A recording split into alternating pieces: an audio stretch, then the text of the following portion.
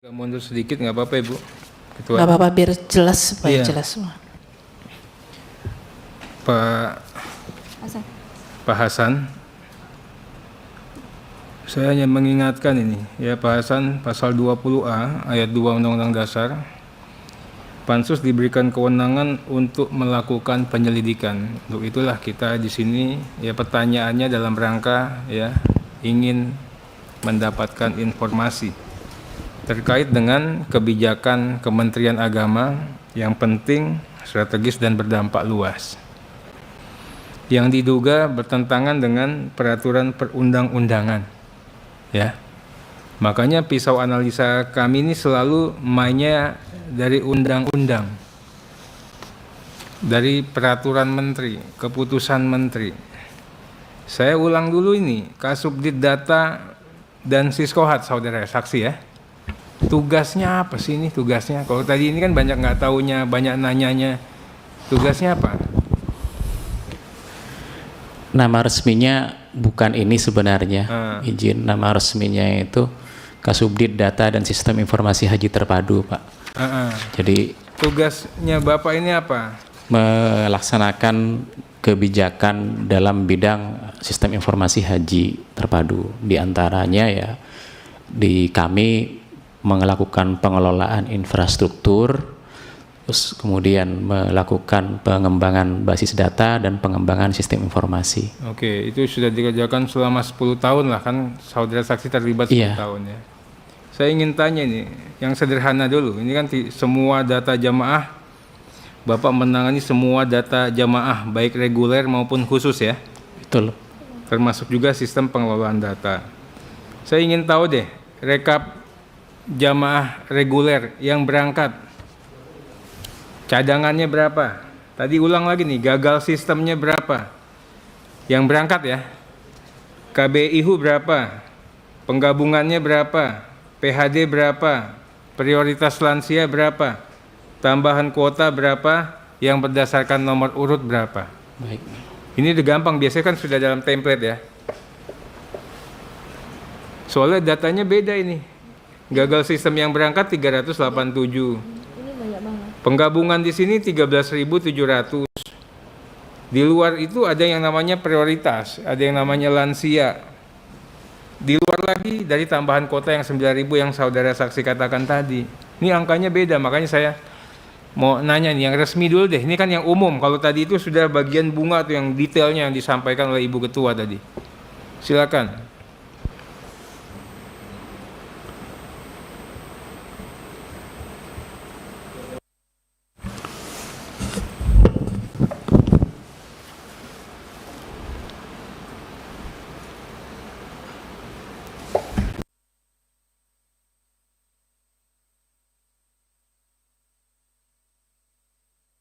Ya, kasih tahu ya, Bapak saya tanya lagi Pak.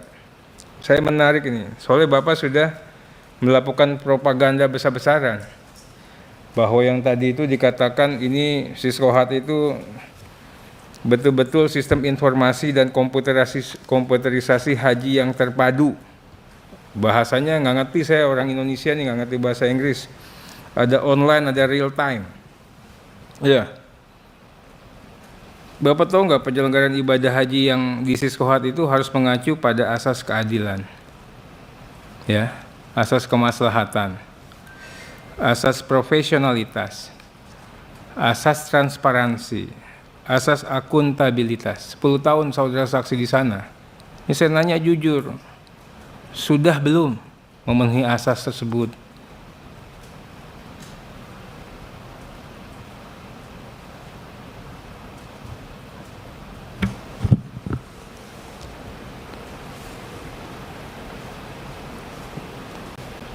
Saya jawab sudah, Pak.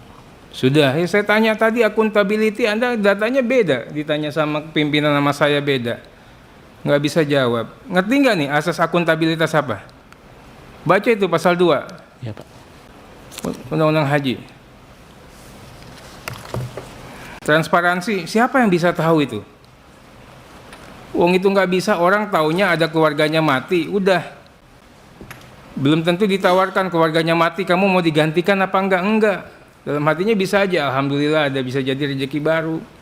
Iya kan? Ini yang saya katakan tadi, Pak.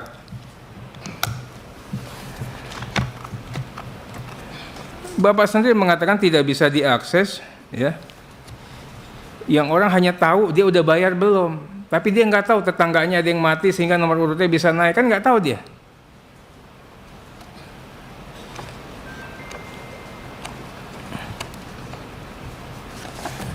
Ini kita punya undang-undang haji nggak? Ada, Pak. Tahu nggak asas-asas itu? Bacanya di penjelasan, Bapak mau jelasin itu nggak ngerti tuh, makanya nih nggak dibaca nih undang-undangnya. Oke, saya lanjut lagi Pak ya. Saya jangan bilang Bapak udah memenuhi. Kemudian Bapak ini pertanyaan Bu Seli ini sederhana tadi Pak. Atas peristiwa atau kejadian yang terjadi pada saudara siapa tadi itu? Loisa Damayanti, ya. Ini salahnya di mana? Iya kan? Bapak bilang nggak tahu ya.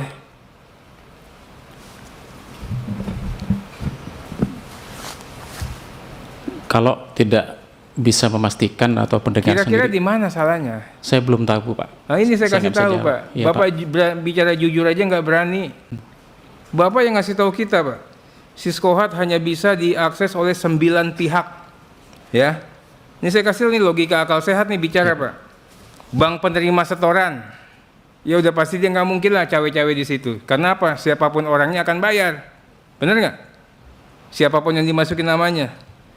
Embarkasi, ya nggak mungkin lah. Ngapa gunanya embarkasi? Capeknya sama, ngelain si A sama si B. Betul nggak? Seluruh sektor daker pada saat operasional musim haji sama juga, nggak ngaruh itu. Ya, subdit haji khusus, subdit transportasi udara, Siskohat nggak ngaruh. Tapi ada 3 yang berpengaruh Pak. Apa itu? Kantor Kemenak Kabupaten Kota, kemudian Kanwil, kemudian subdit pendaftaran. Di 3 itu Pak permasalahannya yang disampaikan oleh Ibu Seli. Kita repot ini, Bapak nih mau memberikan keterangan yang benar atau gimana? Ini kan logika sebenarnya Pak. Benar nggak? Ini kan logika, masalahnya di situ Pak. Itu yang harus kita benahin. Kenapa kita nggak bisa benahin? Kenapa? Tahu nggak kenapa? Nggak tahu. Ya, karena dibuat PMA. Ya, saudara saksi ya, ini saya melalui pimpinan. Saya nggak ngerti saudara saksi ini orang baik, tapi untuk menguji orang baik dan tidak baik ini, biarlah keadilan yang berbicara. Makanya saya minta melalui pimpinan, saya minta Siskohat ini diaudit secara forensik. Mohon dicatat itu jadi kesimpulan kita. Kita minta diaudit secara forensik, kalau perlu kita pakai Bareskrim di sini. Ya. Kalau kita bisa menyewa, saya sih lebih menyarankan menyewa. Ibu Ketua. Ya kan, udah anggaran kita pakailah daripada melibatkan, kan kasihan juga ini. Hasan ini ya kan katanya orang baik. Katanya loh ini ya. Berikutnya kita bicara mengenai cadangan 30% tadi, Pak. Kan Bapak ya sendiri yang mengatakan yang ini gampang, setiap tahun ya kita akan bisa memprediksi. Benar nggak?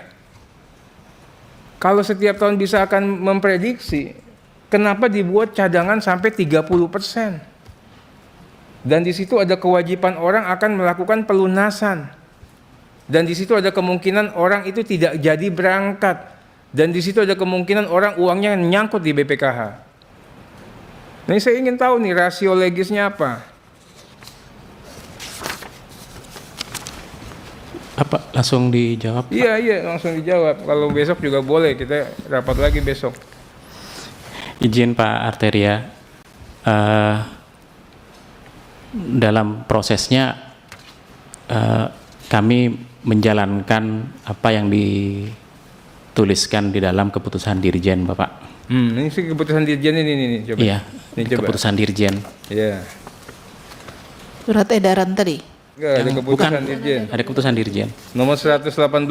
Bukan, Pak. Itu 118 kan buat haji khusus Bapak. Oh, nomor berapa 83 kalau nggak salah. Hah? Di 83. Coba. Sekretariat dimunculkan ya. Ini kan dia kan tidak berdiri sendiri, coba. Apa yang melatar belakanginya? Kenapa saya tanya begitu, saudara saksi? Ini dari saudara saksi sendiri nih, ya. Pada bulan September yang mau berangkat itu semua diinfo. Tadi kan ngomong sini ya. Nah, kemudian termasuk kursi-kursi batu itu ya. Kuota batu. Kuota batu. Nah, iya kan? Padahal kuota batu ini kapan sih dikeluarkan dari list? Saya nanya nih. Belum kan? Baru akan dikeluarkan kan?